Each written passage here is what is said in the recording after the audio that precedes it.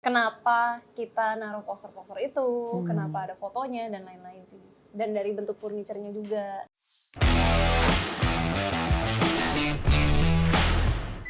Iya. Gitu. Sebenarnya nanti kalau di challenge itu, misalkan pun kalian mau ganti-ganti bentuk furniture-nya, bentuk kursinya, tapi menurut lu gimana? Apakah meja dan kursinya harus tetap dipakai atau ya ini tuh layout basicnya, lu mau pakai silahkan, mau lu ganti dengan yang modern juga nggak apa-apa, gimana? Karena kan cerita itu beda-beda nih setiap orang. Kalau menurut gue sih tergantung, maksudnya kalau gue ya, especially gue nggak begitu peduli detail orangnya.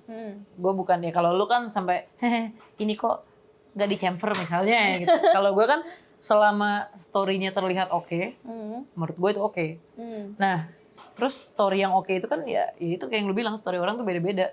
Misalnya yang ini pejuangnya demennya ngumpulin furniture lama, tapi bisa aja ada pejuang yang selesai jadi ini ya apa veteran gitu ya, terus jadi interior stylist kan, who knows gitu. Iya sih. Agak impossible sih, tapi ya kayak ini deh, kayak yang tadinya dia serve di Navy, abis itu jadi chef di French. Julia Child. Oke. Yeah. Tadinya dia dari Navy. Dari Navy terus sekarang terus jadi chef. Banding setir ya, Bu? Banding setir. Dan dia khusus untuk, jadi dia ke French, belajar basically French recipes. Terus ya udah dia share, dia bikin buku untuk sharing ke kuliner French culinary ke masyarakat di US. Apakah gue harus mulai bikin buku? Kita sih. Iya sih. Promosi gratis gak sih? Tolong bareng. Kalau bareng Cika aja sih. Ada komanya. Gue mau lanjutin dikit nih cerita soal kenapa gue tuh di momen 17-an ini sangat emphasizing cerita tentang pejuang zaman dulu. Jadi satu hal yang selalu gue ingat kalau 17-an. Jadi di Bandung itu ada tukang beca. Yang bener-bener becanya itu dia tuh hiasin pakai atribut-atribut kemerdekaan. Beneran, ini beneran. Jadi ada benderanya. Terus dia tuh selalu pakai seragam TNI lengkap. Sambil narik beca, pakai baret merah. Seragam lengkap, pintinnya semua dipasang. Ya maksudnya kita nggak ada yang tahu itu tuh dia beneran mantan TNI, mantan pejuang atau obses, I don't know gitu. Maksudnya gue sih nggak pernah nanya, tapi mungkin ada yang tahu ya orang-orang di sana gitu. Cuman itu menarik sih, maksudnya gue tuh waktu bikin kemarin agak kepikiran sama bapak itu. Ya, terus gue mikir, kalau orang kayak dia, rumahnya kayak apa ya? Becanya aja gitu, rumahnya gimana? Gitu. Jadi ini mungkin versi sederhananya dari pejuang itu gitu. Jadi ini basically konsepnya adalah pejuang yang cukup prideful dengan apa yang dia udah berikan untuk Indonesia. Karena kan kayak kemarin kita kan sempat ngobrol kan, kalau kita dulu hidup di zaman medieval atau apa gitu ya. Tapi bener loh, maksudnya gue mikir ya, coba sekarang kita mikirnya kita hidup di zaman perang nih. Terus kalau misalkan lu pejuang. Gue yang bagian nutup gembong pisang sih. Gue sih kayaknya jualin karung goni, kan butuh baju ya katanya. Mang dasar maklar, gila lu. Semuanya mau dijual. Gila. Lu gak tahu kita ngomongin soal medieval. Gue sama ada nih teman kita 3D artist juga, bukan 3D artist juga, 3D artist si Jonathan. Gue sama Jonathan udah ngomong serius tuh. Jo lu kalau misalnya ini gimana? Oh gue kayaknya jadi tukang kayu gitu. Terus gue bilang, gue kalau nggak di perkapalan pandai besi. Tiba-tiba nih anak gitu. Gue sih paling jualan bunga. Tapi kalau misalnya ada yang nyari kalian, gue tuh yang maklarin. Gila emang bener-bener. Marketing sejak dini. All about business kalau sama lu mah. Iya, nggak bisa nggak cuan bro. Ya lu. Kalau orang Padang ngomongnya apa? Untuang. Indah untuang. Indah untuang. Kalau orang Cina, bocuan. Iya ya. Iya. Oh, dari mood kali ya, mood. Moodnya. Kenapa kayak gitu? Kenapa ada bercak-bercak cahaya gitu? Kenapa nggak ya udah lampu? Gitu?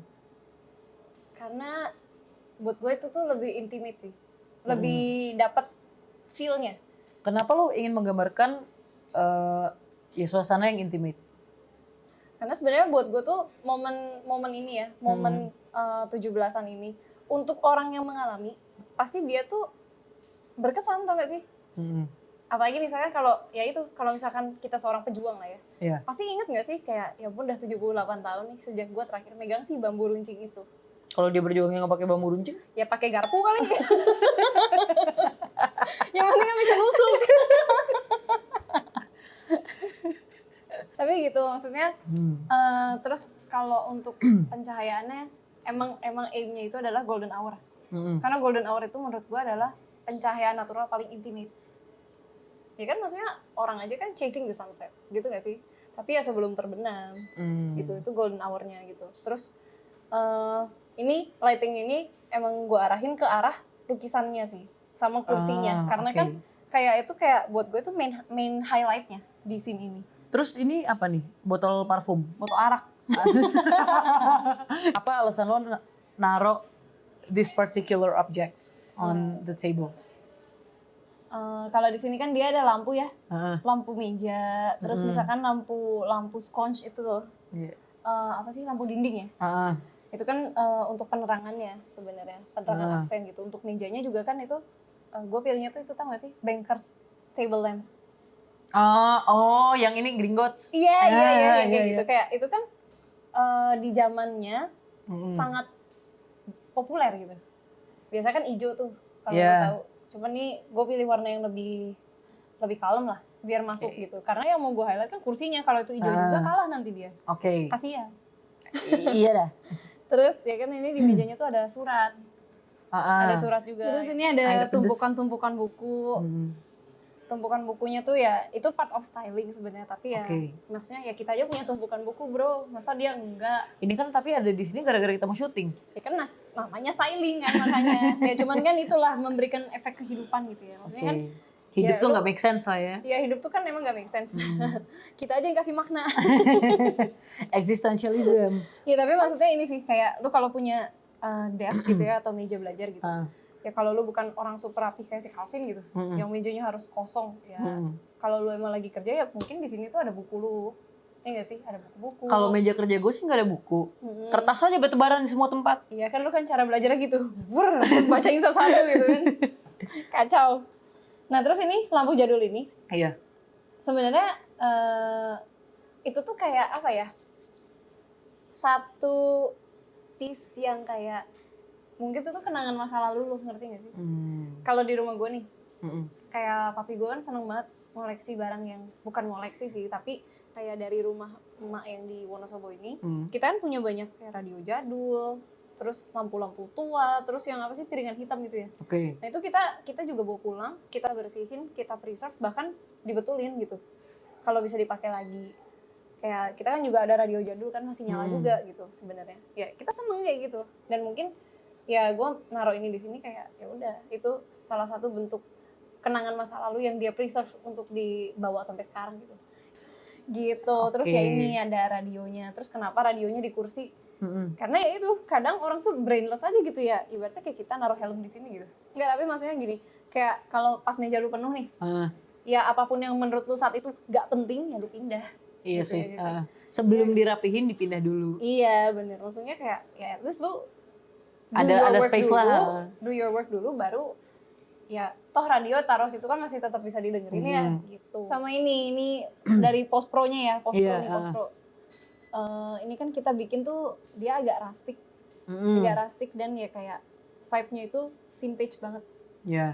Kalau vintage-nya kan tadi udah kita bahas, tapi rustic-nya ini sih.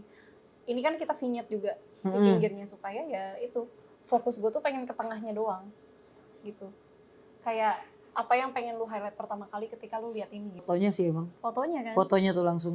Dan itu ngarahin mataharinya tuh gak mau obvious banget, tapi pengen matanya tuh ke daerah kesana gitu. Iya. Ini tapi jujur gue seneng banget sih bikin scene ini. Seneng banget. Karena nggak tahu sih, tapi ya ini dapat banget sih vibe rumah neneknya. Karena apa ya, kayak mungkin tuh apa yang gue mau tuh tergambarkan dengan baik di sini gitu. Thanks to artis-artis kita yang Mang Kepeng, terus Jo juga bantuin untuk bikin si scene preparation yang kita share ke kaliannya juga. Ya gitu, maksudnya teman-teman artis di sini tuh bisa nge-prepare dengan aduh apa yang gue mau lah. Yang udah biasa mereka ngandelin klien. Gue rasa kalau misalnya udah lewat challenge-nya pun, tapi lo ingin ikutan berkreasi di scene ini, lo bisa banget. Nanti kita coba minta izin Om Rin. Kita boleh minta lah. izin Om Rin untuk share scene-nya ke kalian. Kalian bisa coba-coba sendiri. Ya kalian bisa lihatlah yang lainnya juga rendernya kayak gimana. Tapi ingat, maksudnya it's your creativity and it's your story. Jadi lo bikin aja, jangan kepatok sama renderan kita, jangan kepatok sama renderan murid-murid yang lain. Tapi lo bikin aja sesuai dengan cerita apa yang lo pingin sampaikan. Kalau dari gue sih ya, nggak masalah kalau kalian nggak pakai model yang kita kasih, karena sebenarnya model yang kita kasih itu ya, gue tuh kenapa cuma nyiapin 1 meja dan 1 kursi, karena at least biar kalian tahu di sudut itu tuh apa sih yang bisa terjadi gitu. Tapi kalau kalian punya ide lebih, ya sebenarnya meja dan kursi itu tuh somehow patokan sih supaya yang kita bahas tuh nggak terlalu jauh dari situ. Karena kan lu bikin mood study room, bikin tiba-tiba dining room, bedroom itu kan beda semua moodnya. Jadi kayak terlalu luas nih skupnya. Sedangkan kalau kita udah kasih satu patokan, tinggal dikreasiin, ya why not gitu. Dan itu kan challenge juga loh sebenarnya, kayak dengan apa yang dikasih bisa jadi apa sih. Kalau misalkan kalian mau lebih aktif di komunitas ini juga, ya itu akan sangat baik buat kalian sebenarnya gitu. Karena kan mungkin bukan dari kita komen itu datang, tapi mungkin dari teman lu sendiri. Ya mungkin aja. Dan ya pasti pernah denger lah kata-kata ini. Nah, gue ngertinya kalau lagi ngajarin orang, lebih tambah ngerti kalau ngajarin orang, tau gak sih lo? Iya. Ada yang kayak gitu. Ya mungkin itu bisa diterapin di ya cara lo mengembangkan diri lo lah.